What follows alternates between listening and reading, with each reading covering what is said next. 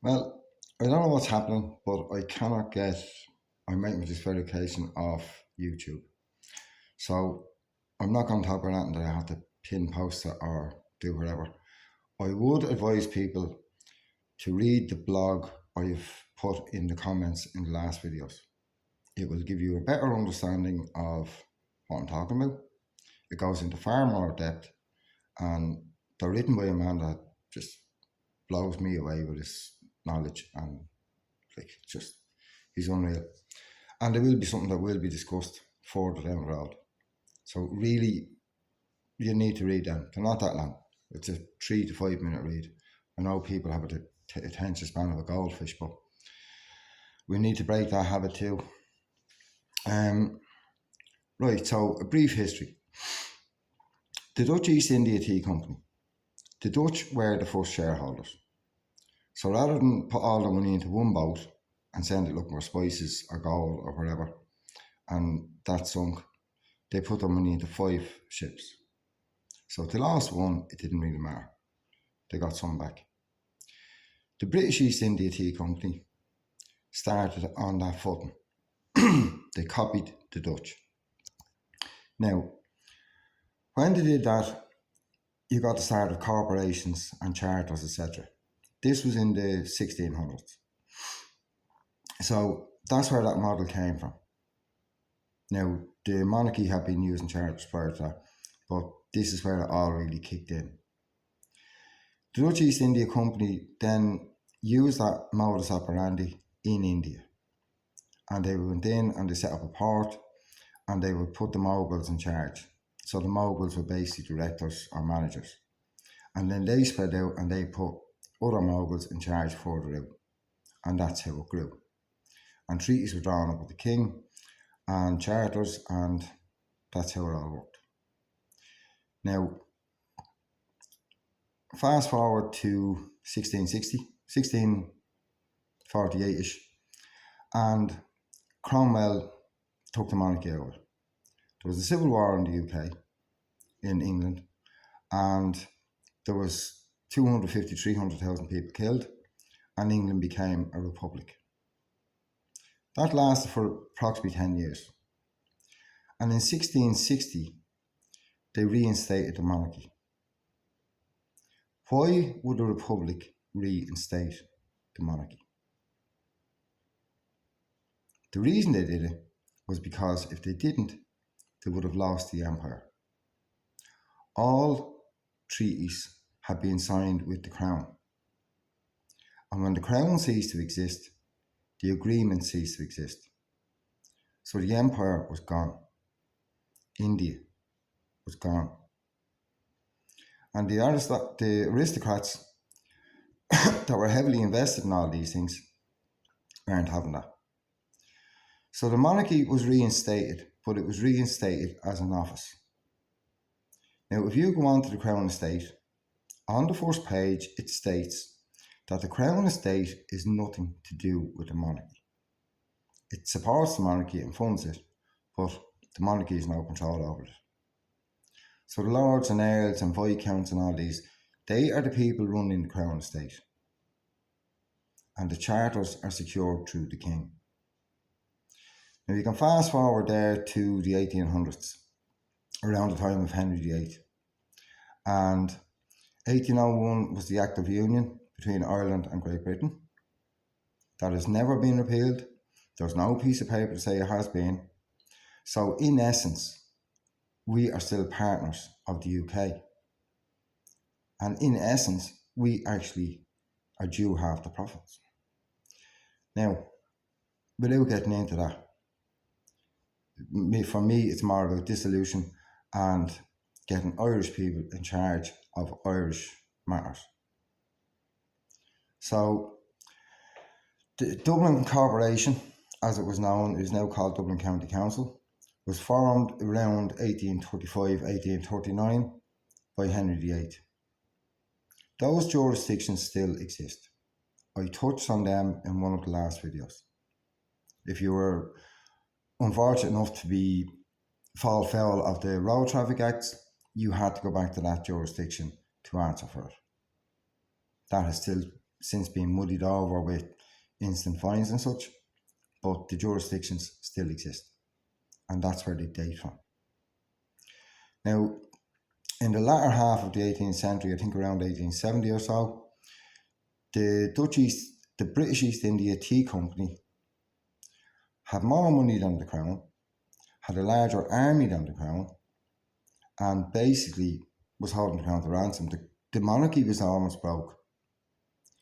So they brought out slave trading laws. And in the slave trading laws, they forbid the companies from trading slaves, basically. There was a brother-in-law of one of the directors of the British East India Tea Company, and he sent a shipload of slaves to his brother-in-law's plantation. The ship sunk with everybody on board killed, bar one man. He made it back, walked across Africa, and made it back to England. And he gave evidence against the directors. There is a series on Netflix called Taboo. Now, it's gritty, it's gory, but it tells the whole story. It's actually really good. It's well worth watching if you want to get into this. And it will explain what happened there. But that's how the monarchy seized the assets of the British East India Tea Company. Now, in around the same time, you had the Hudson Bay Charter, where the Hudson Bay Company was given the rights to the Hudson Bay River and all its tributaries. That is basically the Canadian Constitution. And you can see the same, this vein goes through all countries in the Commonwealth. Now, with Canada, they didn't realise that these tributaries cover 13 million acres. Now, a little bit off track there, but the Native Indians that didn't sign any treaties with the Crown, they're the Free Nations in Canada. And it's easy looking into them, but I'm sticking with Ireland and what happened here. But these charters are what contains us. It's what gives the church the power over the hospitals here, the power over the St. John of God's, like all those people. That's through Royal Charter. It gives the RDS, the Royal College of Surgeons, Trinity College, all these institutions. That's where they derive their power from. King's Inn, all the legal fraternity. Their power is derived from Royal Charters, the Council jurisdictions, Royal Charters, the OPW, Royal Charters, every one of them. So you can check, England was a republic from 1649 to 1660. Dutch East India Company, I think, was founded around 1600, 1610. The Act of Union, Ireland and Great Britain, that's 1801. And Dublin Corporation was formed 1835 or 39, in around that. So that's just a very brief history. But that's how the Royal Charters came about. Now, I see there are a lot of people from the UK looking at these videos. I'm quite surprised at how they've gotten out or gotten around.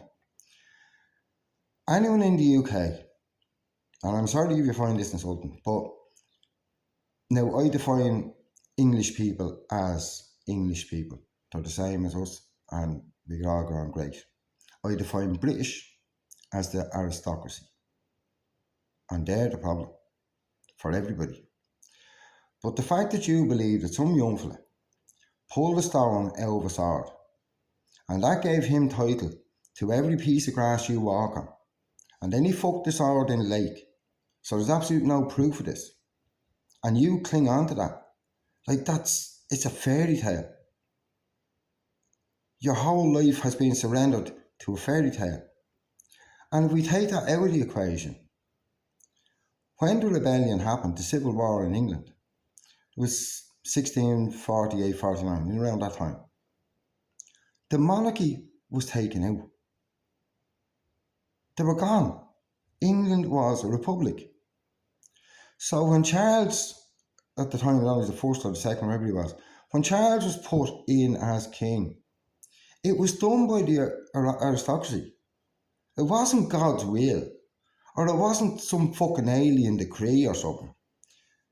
That was the British aristocracy that put all this back in place. It's a man-made construct. There's nothing fucking, it's not a fable. Like, it physically happened. Now, the Irish have been befuddled with paperwork and documentation, and it's very clever what they've done on us.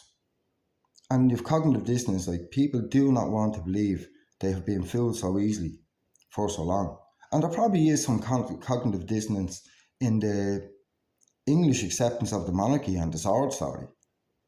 But this is fucking 2026. You know, it's time to wake up.